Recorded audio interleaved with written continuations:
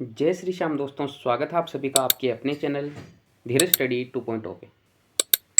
आज के वीडियो में अपन चर्चा करने वाले हैं कि फोर्थ ग्रेड की जो फाइनल कट ऑफ है वो क्या रह सकती है। इसके लिए मैंने कैटेगरी वाइज विस्तृत विश्लेषण करके ये डाटा तैयार किया है। पिछली वीडियो में मुझसे कुछ त्रुटि रहने के कारण मैंने बच्चों के कमेंट में ध्यान दिया कि हॉरिजॉन्टल आरक्षण को मैंने हटाए बिना डायरेक्ट कट ऑफ तैयार कर दी थी। इस वीडियो में मैंने हॉरिजॉन्टल आरक्षण को ध्यान में रखते हुए इस कट ऑफ को तैयार किया है। इसके लिए मैंने बोर्ड द्वारा उपलब्ध करवाई गई 34,481 पेज की जो पीडीएफ थी उसका पूरा विश्लेषण किया और उसके बाद में कैटेगरी वाइज कट ऑफ का निर्धारण किया है। अब आप लोगों का ज़्यादा समय खराब ना करते हुए मैं आपको लेके चलता हूँ कट ऑफ के ऊपर। तो सबसे पहले हम सीटों के ऊपर चर्चा करेंगे। तो सबसे पहले अपन बात करने वाले हैं शासन सचिवालय और अधीनस्थ सेवा में सामान्य श्रेणी की सीटें कितनी हैं। तो सामान्य श्रेणी में अगर जनरल की सीटें की मैं बात करूं तो शासन सचिवालय में जनरल की सीट 140 हैं, अधीनस्थ सेवा में 12,773 सीटें हैं। इसी प्रकार शासन सचिवालय में महिला की सीट 30 हैं और अधीनस्थ सेवा में महिला की सीटों की संख्या 3,825 है। शासन सचिवालय में विधवा की सीटें 12 हैं और अधीनस्थ सेवा में विधवा की सीटें 1144 हैं। इसी प्रकार शासन सचिवालय में परित्यक्ता डीओसी की सीटें 3 हैं, जबकि अधीनस्थ सेवा में परित्यक्ता की सीटें 273 हैं। इस प्रकार इन दोनों का योग करें तो कुल जो जनरल की सीटें हैं वो 12,913 हैं, कुल महिला 3,855 हैं, कुल विधवा 1156 और कुल परित्यक्ता 276। चलिए हम आगे चलते हैं। अब अपन थोड़ा बहुत क्षैतिज आरक्षण जो हॉरिजॉन्टल आरक्षण है उसके ऊपर बात करते हैं। हॉरिजॉन्टल आरक्षण में सबसे पहले जो दिव्यांग कैटेगरी है पीएच उसको 4% आरक्षण दिया गया है, पर कैटेगरी 1%। इस प्रकार उसकी सीटें 1930 बनती हैं। इसी प्रकार जो भूतपूर्व सैनिक है उनको जो आरक्षण दिया गया है वो है 12.5% और उनके अनुसार उनकी जो टोटल सीट बनती है वो बनती हैं 6,598 सभी कैटेगरी को जोड़ के। इसी प्रकार जो खिलाड़ी हैं स्पोर्ट्स पर्सन हैं उनको 2% आरक्षण के साथ में 806 सीटें दी गई हैं। अब ये सीटें अलग से ना करके जो सामान्य की सीटें होती हैं उन्हीं में से घटती हैं। कहने का मतलब ये है कि ये सीटें बस पीडीएफ के अंदर अपने को दिखाई जाती है, बाकी ये सीटें जो अपनी मूल सीटें हैं उन्हीं में से काटी जाती हैं। जैसे मैं बात करूं भूतपूर्व सैनिक की, तो भूतपूर्व सैनिक अगर एसटी कैटेगरी का है, फॉर एग्जांपल आप समझने के लिए समझ सकते हैं कि एक भूतपूर्व सैनिक जो एसटी कैटेगरी का है अगर वो मेरिट में पहला स्थान भी प्राप्त करता है तो वो एसटी के अंदर ही अपनी सीट लेगा, वो जनरल की सीट नहीं ले सकता। ये है क्षैतिज आरक्षण का मतलब। जबकि वर्टिकल आरक्षण में अगर एक एसटी का कैंडिडेट जनरल के बराबर सीट नंबर लेके आता है तो वो जनरल की सीट लेके जाता है। उम्मीद करता हूँ इस कम शब्दों में आप ज़्यादा समझे होंगे कि वर्टिकल और हॉरिजॉन्टल आरक्षण का मतलब क्या है। हॉरिजॉन्टल आरक्षण में जो सीटें दिखाई जाती हैं वो मूल सीटों में से ही काटी जाती हैं।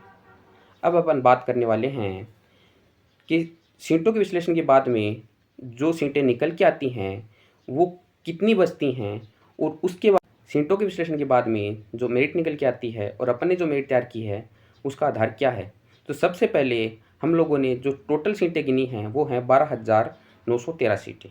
अब भूतपूर्व सैनिकों की सीटें इसमें से घटाई जाए तो जनरल की सीटों की मैं बात कर रहा हूँ तो भूतपूर्व सैनिकों की 2,593 सीटें इनसे घटाने के बाद में जो सामान्य की सीटें बच के आती हैं वो आती हैं 10,320। अब हम समायोजन करें कि 10% लोग अगर डीवी स्किप करते हैं और 7% अन्य श्रेणी मतलब कहीं और ज्वाइनिंग कर लेते हैं तो ये टोटल बनते हैं 12,515।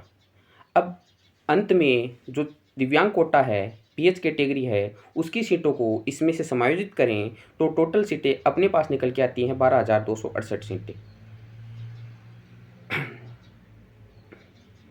अब हम बात करते हैं मेरिट के ऊपर।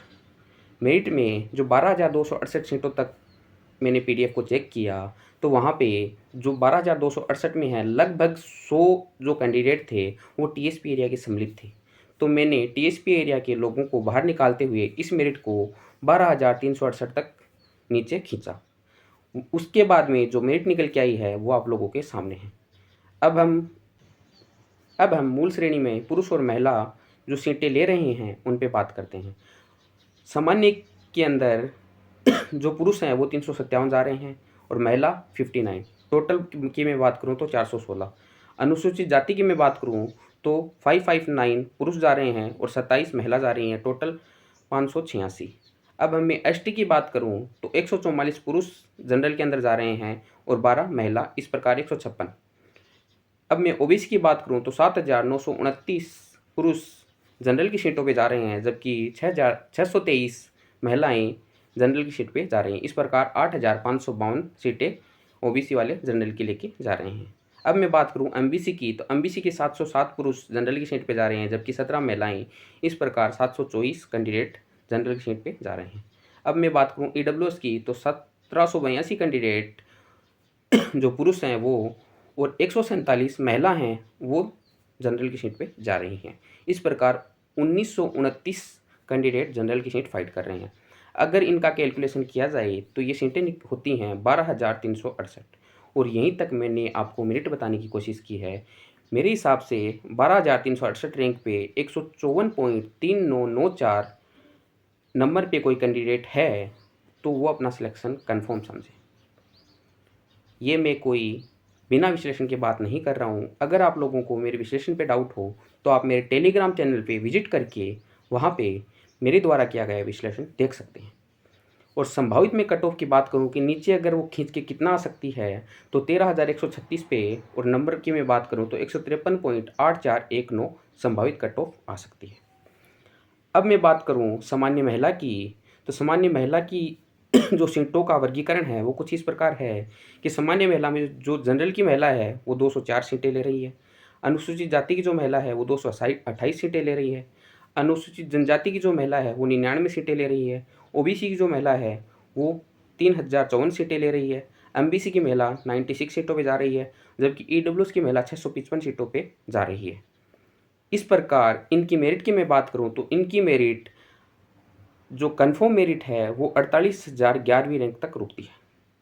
अंकों की मैं बात करूँ तो 140.23। यहाँ तक अगर किसी महिला के अंक हैं तो वो जनरल कैटेगरी में अपना सिलेक्शन श्योर समझे। अब मैं इस कट ऑफ को कितना नीचे तक ये आ जाएगी, कुछ वेटिंग आती है तो मैं बात करूँ तो 48,733 नंबरों की मैं बात करूँ तो 139.7220 ये संभावित नीचे तक आ सकती है। यहाँ तक कोई महिला है तो वो उम्मीद रख सकती है। अब मैं बात करूँ वीडो कैटेगरी में, तो वीडो कैटेगरी में टोटल 1144 सीटें थी, जिसमें से अगर 10% सीटें मैं वो डीवी स्किप की बात करूँ और अदर ज्वाइनिंग की बात करूँ, इस प्रकार ये सीटें 1309 होती हैं।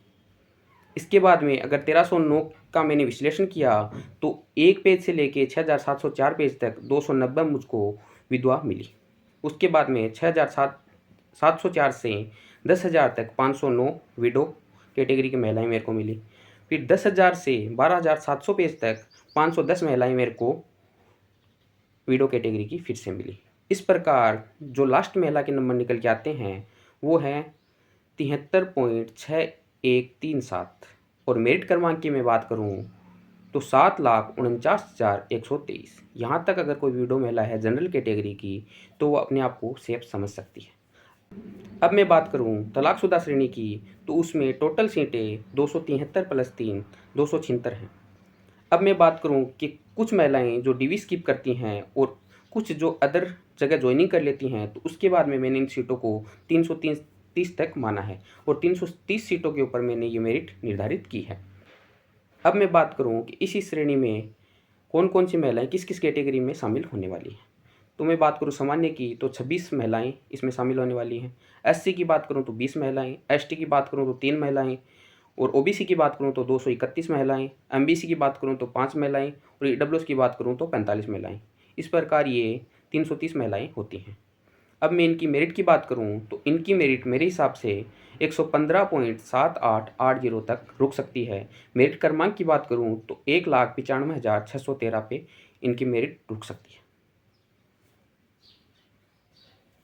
तो उम्मीद करूंगा कि आप लोगों को मेरे द्वारा जो विश्लेषण करके सामान्य श्रेणी की कट ऑफ बताई गई है वो अच्छे से समझ में आई होगी। जैसा कि आप लोगों ने वीडियो में देखा, हमने सामान्य श्रेणी के ऊपर विस्तार से चर्चा की है। अब सामान्य श्रेणी पे चर्चा करने के बाद में हम अगली कैटेगरी पे चर्चा अगले वीडियो में करेंगे, क्योंकि अगर हर कैटेगरी का इसी प्रकार विश्लेषण करने जाऊँ तो वीडियो बहुत ज़्यादा लंबा हो जाएगा। अगर आप लोगों को भी अपनी अपनी कैटेगरी का इस प्रकार विश्लेषण जानना है तो मेरे चैनल को सब्सक्राइब करें। अगर आपको वीडियो अच्छा लगा है तो वीडियो को लाइक करें एंड शेयर करें। इसी के साथ मैं आप लोगों से विदा चाहूँगा। जय हिंद, जय भारत, जय राजस्थान।